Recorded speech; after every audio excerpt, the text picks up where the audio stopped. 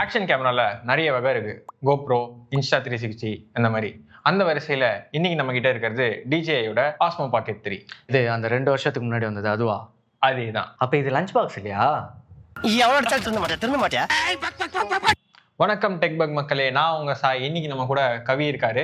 இன்னைக்கு நம்ம கிட்ட என்ன ப்ராடக்ட் அன்பாக்சிங் இருக்குன்னு பாத்தீங்கன்னா DJIயோட ஆஸ்மோ பாக்கெட் 3.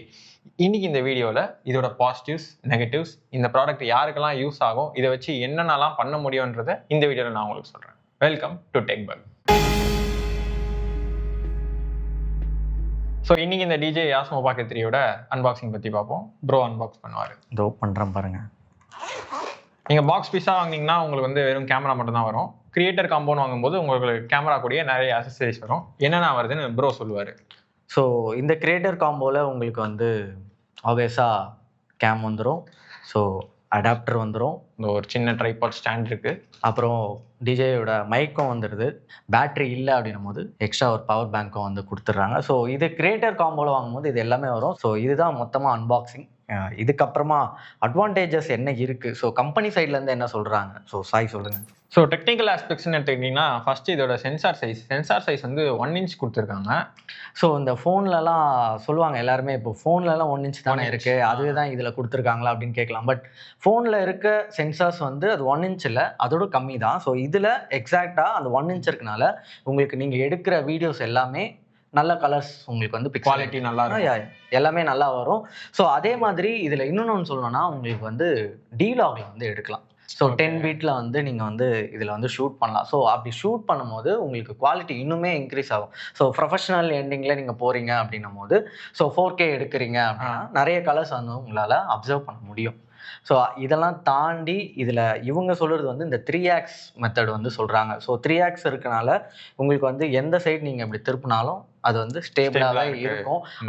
அன்லெஸ் நீங்கள் வந்து போட்டு ஓவராக இப்படி ஆட்டுன்னு ஆட்டினீங்கன்னா மேபி அது வந்து இதாகும். நான் யூஸ் பண்ண வரைக்கும் பார்த்தீங்கன்னா நான் வந்து கேமராவை வச்சுட்டு நல்லா ஓடி பார்த்தேன், நடந்து பார்த்தேன்.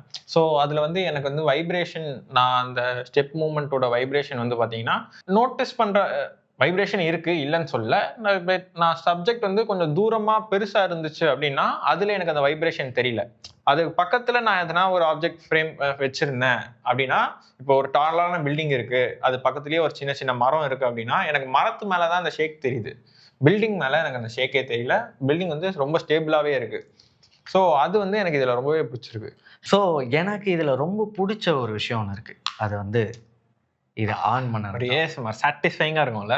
இதில் வந்து நீங்கள் லேண்ட்ஸ்கேப் எடுத்துக்கலாம். ஸோ அதே மாதிரி உங்களுக்கு கிரியேட்டர் கண்டென்ட் எடுக்கணும்னா இதை இப்படி ஒரு ஃப்ளிப் பண்ணிங்கன்னா ஒரு டைமர் காட்டும். அதுக்குள்ளே நீங்கள் கண்டினியூ கொடுத்துடணும்.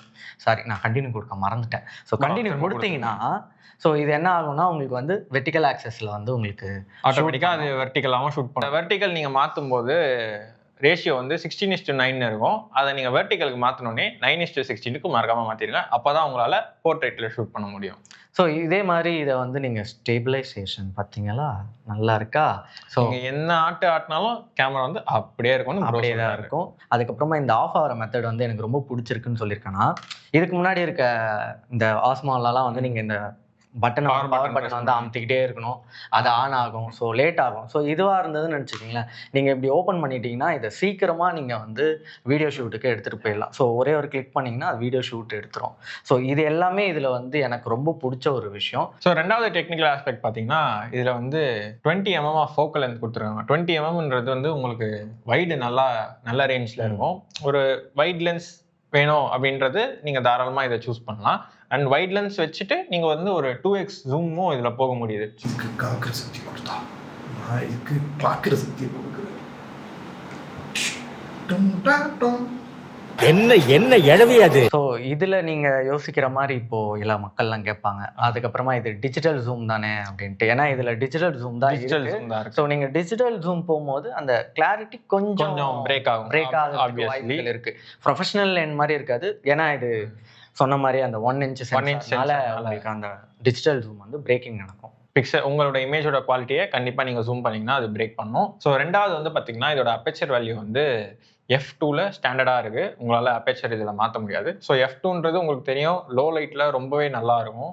உங்களுக்கு அந்த பேக்ரவுண்ட் போகே எஃபெக்டாக இருக்கட்டும், அந்த பேக்ரவுண்ட் பிளர்ராக இருக்கட்டும், டெப்த் ஆஃப் ஃபீல்ட் வந்து ரொம்பவே நல்லா இருக்கும்னு சொல்லலாம். ஸோ நீங்கள் வந்து ஒரு சப்ஜெக்டை வந்து ஒரு 8 cm டிஸ்டன்ஸில் நீங்கள் க்ளோஸில் வச்சு பிளேஸ் பண்ணியிருந்தீங்க அப்படின்னா உங்களுக்கு அந்த ஃபோக்கஸ் வந்து ரொம்பவே ஷார்ப்பாக இருக்கு. ஸோ அதை தாண்டி நீங்கள் ஐஎஸ்ஓ மாற்றிக்கலாம், ஷட்டர் ஸ்பீட் மாற்றிக்கலாம்.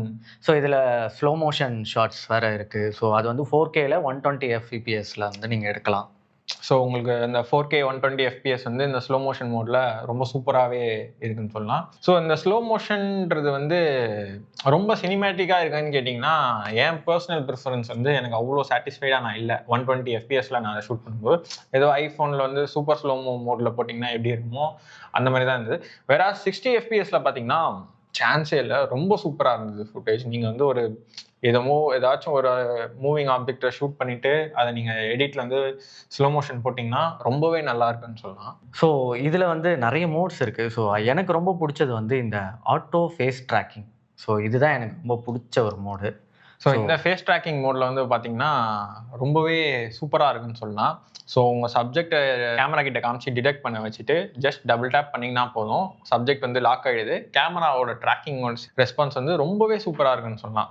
லைக் நீங்கள் எந்த டைரக்ஷனில் மூவ் பண்ணாலுமே கேமரா வந்து உங்களை நல்லாவே ஃபோக்கஸ் பண்ணுது. ஃபோக்கஸ் அண்ட் ட்ராக்கிங் வந்து ரொம்பவே நல்லா இருக்குன்னு சொல்லலாம். ஸோ இதுக்கப்புறமா இன்னொன்று எனக்கு ரொம்ப பிடிச்ச ஒன்று இருக்குது, இந்த ஸ்பின் ஷாட் அப்படின்ற இந்த ஆப்ஷன். இந்த ஸ்பின் ஷாட்டில் வந்து பார்த்தீங்கன்னா உங்களுக்கு வந்து இந்த 3 ஆக்சிஸ் கிம்பிள் வந்து 2 waysல மூவ் ஆகுது. ஸோ இந்த மோட் வந்து மேபி நம்ம சினிமேட்டிக்காக ஒரு விஷுவல்ஸ் வந்து நம்ம ஷூட் பண்ணுறோம் வந்து மூமெண்ட் இருக்கும்ல, சினிமேட்டிக்காக ஒரு மூமெண்ட் இருக்கும், சிங்கிள் ஷாட் மாதிரி எடுக்கிறோம் அப்படின்னும் போது ஸோ இந்த மோட் எல்லாமே உங்களுக்கு வந்து ரொம்ப யூஸ்ஃபுல்லாக இருக்கும். ஸோ இதுக்கப்புறமா இதில் வந்து டைனமிக் அப்படின்ட்டு ஒரு டைனமிக் ஃப்ரேமிங் அப்படின்னு ஒன்று இருக்குது.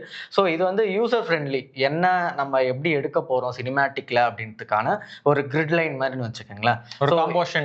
கம்போசிஷன் டெக்னிக்ஸ் மாதிரி எப்படி இருந்தால் என்ன நல்லா இருக்கும் அப்படின்றத வந்து இங்கே சொல்லிட்டு இருக்காங்க. ஸோ எனக்கு அதுக்கப்புறமா ரொம்ப பிடிச்சது வந்து இதில் வந்து இந்த நம்ம ஆட்டோவாக வைக்கும் போது அதை எப்படி அடாப்ட் பண்ணிக்கிறது அப்படின்ட்டு, டக்குன்னு அடாப்ட் பண்ணிக்கிறது. அதே மாதிரி உங்களுக்கு சன்னுக்கு பின்னாடி வரும்போது உங்களுக்கு எப்படி இருந்தாலும் உங்கள் ஃபேஸ் வந்து ரொம்ப அண்டர் எக்ஸ்போஸ்டாக தான் இருக்கும். ஸோ அது வந்து எனக்கு ரொம்ப கிளியராக இதில் இருந்தது. ஒரு பிக்சலில் வந்து இன்ட்ரடியூஸ் பண்ணும்போது உங்களுக்கு சன் பின்னாடி இருந்தாலும் உங்கள் ஃபேஸ் வந்து ரொம்ப நல்லா இதுவாக தெரியும்னு சொல்லுவாங்க.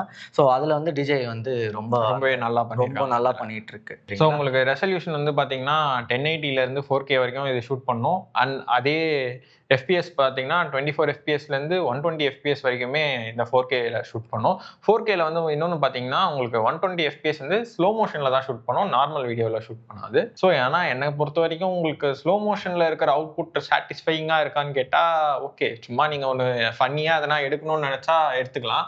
பட் எனக்கு ஒரு சினிமேட்டிக் ஷாட்டாக வேணும் அப்படின்னு நினச்சிங்கன்னா நீங்கள் 60 FPS தான் போகிற மாதிரி இருக்கும். ஸோ அடுத்து இதில் என்னென்ன மோட் கொடுத்துருக்காங்கன்னு பார்த்தீங்கன்னா பேனோரமா, அப்புறம் photo, video, slo-mo, low light, இந்த மாதிரி நிறைய மோட்ஸ் கொடுத்துருக்காங்க. எல்லாருமே நிறைய ரிவ்யூவர்ஸ் வந்து கம்ப்ளைண்ட் பண்ணது வந்து அது லோ லைட் பர்ஃபார்மன்ஸ். பட் இதில் வந்து அதுக்குன்னு டெடிக்கேட்டடாக மோடு கொடுத்துருக்கனால நான் யூஸ் பண்ணும்போதும் லோ லைட் வந்து கொஞ்சம் நல்லா தான் இருக்குது, அந்தளவுக்கு ரொம்ப மோசமாக இல்லை. நானுமே லோ லைட்டில் யூஸ் பண்ணி பார்த்தேன். எனக்குமே ஓகே, ஒரு லைட்டே இல்லாத ஒரு அட்மாஸ்பியர், லைட் மினிமலாக இருக்கிற ஒரு அட்மாஸ்பியரில் தான் ஷூட் பண்ணேன். சாட்டிஸ்ஃபைங்காக தான் இருந்தது. லைக் அது குறை சொல்கிற மாதிரி எனக்கு எதுவும் தெரியல. அந்த இடத்துல அதை என்ன பண்ண முடியுமோ அது நல்லாவே இருக்கு.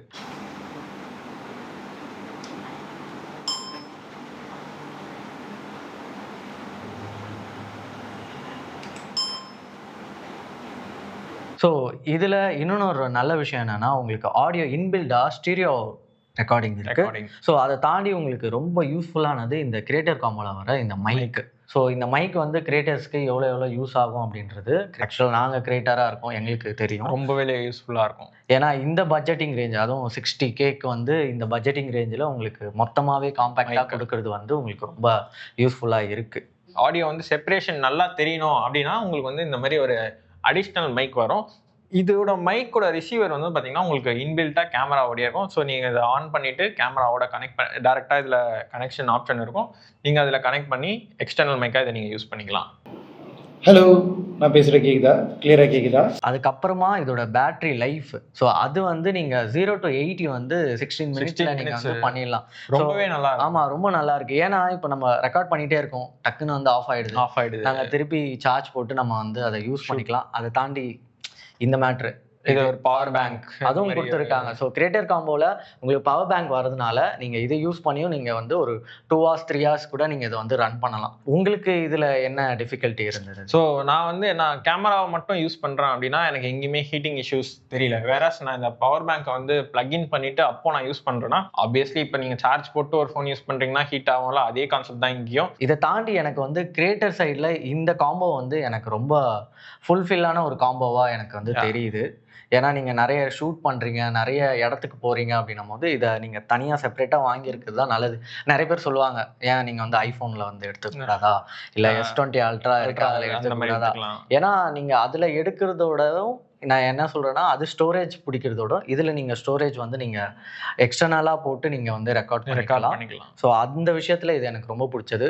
ஸோ உங்களுக்கு இது எக்ஸ்டர்னல் ஸ்டோரேஜ் பற்றி ஸோ நான் இதில் என்ன நெகட்டிவாக ஃபீல் பண்ணேன்னா, இதில் வந்து மைக்ரோ எஸ்டி தான் போடுற ஒரு ஆப்ஷன் கொடுத்துருக்காங்க. ஸோ மைக்ரோ எஸ்டின்றது ரொம்ப சின்னதாக இருக்கும், உங்களுக்கு தெரியும், மொபைல்ஸில் போடுறது.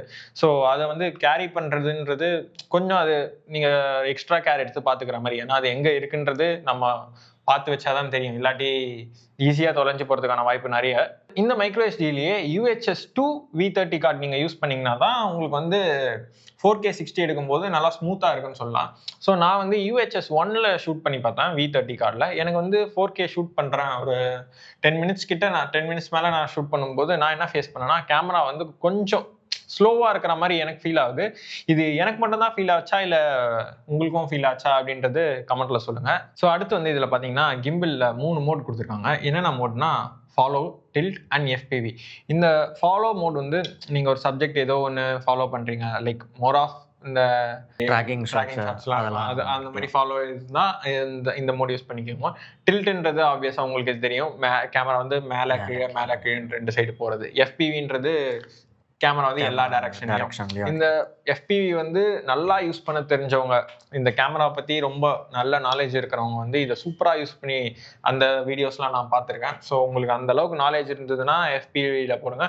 நான் வந்து ஃபாலோ மோட்லேயே போட்டு தான் யூஸ் பண்றேன். எனக்கு வந்து இது ரொம்பவே நல்லா, ஃபாலோ மோட்லேயே ரொம்ப நல்லா இருக்குன்னு நான் சொல்றேன். ஸோ அதுக்கப்புறமா நீங்க சைட்வேஸ்ல, அதாவது ரைட் டு லெஃப்ட் வந்து நீங்க தள்ளினீங்கன்னா உங்களுக்கு வந்து ப்ரோ மோட் அண்ட் மேனுவல் மோடுக்கு மாத்திர எக்ஸ்போஷர்ஸ், அப்புறமா ஒயிட் பேலன்ஸ், ஸோ உங்களுக்கு கலர் காம்பினேஷன் என்ன பண்ணணுமோ அது எல்லாமே நீங்கள் வந்து இந்த இடத்துல வந்து பண்ணிக்கலாம்.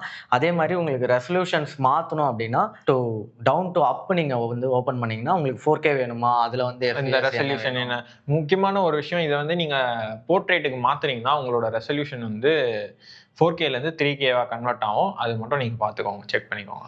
ஸோ ஃபைனலாக எங்களோட பாயிண்ட் ஆஃப் வியூவில் வந்து பார்க்கும்போது ஒரு பிகினர் ஹேண்டுக்கு வந்து ஒரு கண்டென்ட் கிரியேட்டருக்கு இந்த DJயோட ஆஸ்மா பேக்கெட் 3 வந்து ரொம்ப யூஸ்ஃபுல்லான ஒரு கேஜெட் தான். அண்டர் இந்த 60K பட்ஜெட்டில் வந்து ரொம்பவே நல்லா இது.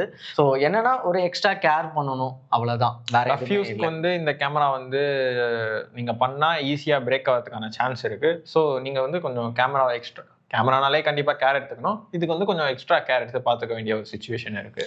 ஸோ இது வந்து பேக்கெட்னு சொல்கிறாங்க, பட் பேக்கெட்டில் கூட வைக்க முடியல, அந்த அளவுக்கு பெருசாக இருக்குது. ஏன்னா இதெல்லாம் ஜாயின் பண்ணிங்கன்னா பெருசாக இருக்குது. அதுக்கு தான் பேண்ட் பேக்கெட்டில் வச்சுட்டோம்னா கரெக்டாக இருக்கும். அப்போ கூட நீங்கள் கொஞ்சம் எக்ஸ்ட்ரா கேர் எடுத்து தான் பார்த்துக்க வேண்டியது. அதனால இந்த பவுச் வந்து உங்களுக்கு வந்து கொடுத்துட்றாங்க கிரியேட்டர் காம்போல. ஸோ அதனால பத்திரமா அந்த ஷெல்லுக்குள்ளே போட்டு அதை வந்து இதுக்குள்ளே போட்டு பேக் பண்ணி எடுத்து பேக்கில் வச்சுக்கோங்க. ஸோ அப்போ தான் ரொம்ப ஈஸியாக இருக்கும்.